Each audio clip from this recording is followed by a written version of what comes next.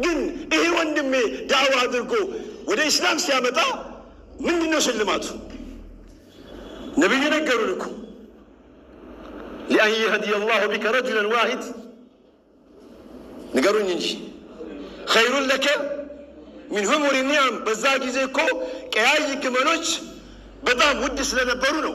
አሁን 20-30 ቢሊዮን መንኮራኩር ሰማይ ላይ የሚወጣበትን እንኳን ከሱ ይበልጣል ማለት እኮ ነው። እኔ ምንም አልሰጠውም። ወደዚህ ና ወንድሜ ሁሴን፣ ወደዚህ ና፣ ግድ የለህም ወደዚህ ና። እኔ ዱዓ ነው ማድረግልህ። ያንተን ነገር ባየው ቁጥር እንባይ ይመጣል። ሐቂቀተን ምንም ነገር አልሰጠውም። ዱዓ ነው ማድረግለት። አላህ ይጠብቀው፣ አላህ ይጠብቀው። ሐቂቀተን ብዙ መናገር ኸይር የለውም። የሌሎችን ሰዓት መግደል ሊሆን ይችላል። አላህ መርቶት ሰውን በራሱ እንቅስቃሴ አድርጎ ይሄዳል። ይሄ ወንድም የቅድም የተጠቀሰው ፈቂህ አስፋልት ላይ ባየሁት ቁጥር ያሳዝነኛል። ወላሂ ሳብ አደርገውና ና ሻይን ጠጣ ናወት እምቢ ነው የሚልህ፣ እምቢ ነው የሚልህ። በግድ ነው፣ በግድ ቁጭ ብሎ አንዳንድ ነገር እንዘያየር ነበር።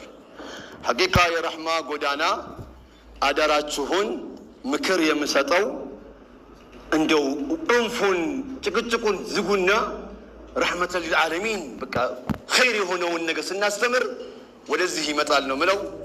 በመጨረሻም ንግግር የምዘጋው ከሚገርመኝ ሰው መካከል አንዱ ኩዌታዊ አህለል ኸይር የነበረ ወደ አኼራ የሄደ ሼክ አብዱራህማን ሱመይጥ ረሒመሁላህ።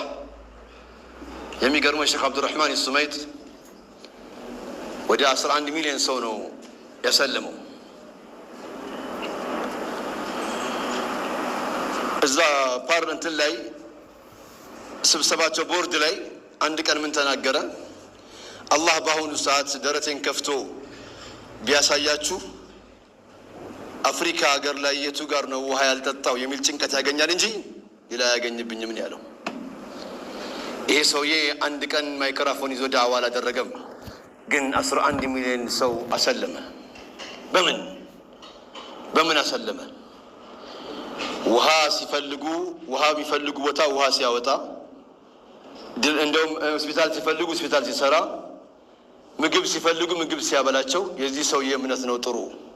ስለዚህ ረሕማ ጎዳና ሲንቀሳቀሱ በየክፍለ ሀገሩ የራባቸውን ያያሉ፣ የጠማቸውን ያያሉ፣ የተቸገረውን ያያሉ። ዘካቹን በእነሱ ምግብ ስጧቸው፣ በዛው ዳዕዋ ነው። በዚያውም ደግሞ ሱብሓነላህ ኸይር ስራ ነው። ከጥቅም ጋር ተያያዘ እንዳትለኝ፣ ርቦት አያዳምጥህም። ወኢን መከናሁም ፊል አርድ አቃሙ ሰላት ይፈልጋልና እንቅስቃሴውን ለማሟላት የሚለውን ነገር አደራችሁን ተጋግዛችሁ ይህንን ስራ እንስራን ምለው። ሐቂቃ ወጣቶች ናቸው፣ ብዙ ጊዜ ይጠሩኛል ጎዳና ላይ። እንደው አላህ ካለ ኢንሻአላህ እንደው ውጤት አለው። ለቅሶ ላይ ዳዕዋ አደርጋለሁ፣ ድንኳን ስር ቀብር ላይ ዳዕዋ አደርጋለሁ፣ ሰርግ ላይ ዳዕዋ አደርጋለሁ። ወደ ጎዳናም ኢንሻአላህ እንወጣለን። አላህ እንደው ሳንወጣም በከራማ የምናሰልም አላህ ያደርገን፣ አላህ ይቀበለን። ወሰላሙ አለይኩም ወረሕመቱላሂ ወበረካቱ።